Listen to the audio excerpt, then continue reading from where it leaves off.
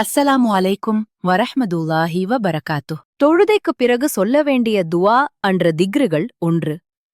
அஸ்தஃப்ருல்லா. 3 முறை அஸ்தஃப்ருல்லா.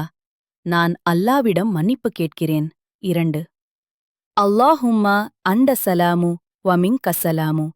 தபாரக்த யா தல் ஜலாலி வல் இக்ராம். 3. ஆயத்துல் குர்சி 1 முறை. 4. சுப்ஹானல்லாஹ் 33 முறை. அல்ஹம்துலில்லா 33 முறை. அல்லாஹு அக்பர் 34 முறை. 5. கலிமா தௌஹீத்.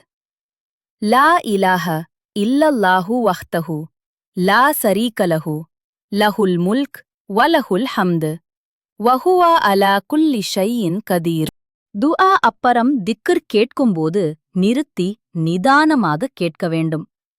துஆ சொல்லும்போது அவசரப்படாமல் ஒவ்வொரு வரியிலும் சிறு இடைவேளை சொல்ற வார்த்தையை மனதில் உணர்ந்து அல்லாவிடம் பேசுகிறோம் என்ற பணிவோடு சுப்ஹானல்லாஹ் சுப்ஹானல்லாஹ் சுப்ஹானல்லாஹ் சுப்ஹானல்லாஹ். அப்புறம் அல்ஹம்துலில்லாஹ் அல்ஹம்துலில்லாஹ் அல்ஹம்துலில்லாஹ். அப்புறம் அல்லாஹு அக்பர் அல்லாஹு அக்பர் அல்லாஹு அக்பர் என்று பொறுமையாக கேட்க வேண்டும். நபி ஸல்லல்லாஹு அலைஹி வஸல்லம் கூறினார்கள், யார் ஒருவர் சுப்ஹானல்லாஹி வ பிஹம்திஹி என்று 100 முறை சொல்கிறாரோ அவருடைய பாவங்கள் கடல் நுரை அளவு இருந்தாலும் அல்லாஹ் மன்னித்து விடுவான். இனிமே நிறுத்தி நிதனமக பொறுமையக சொல்லும் இன்ஷா அல்லாஹ்.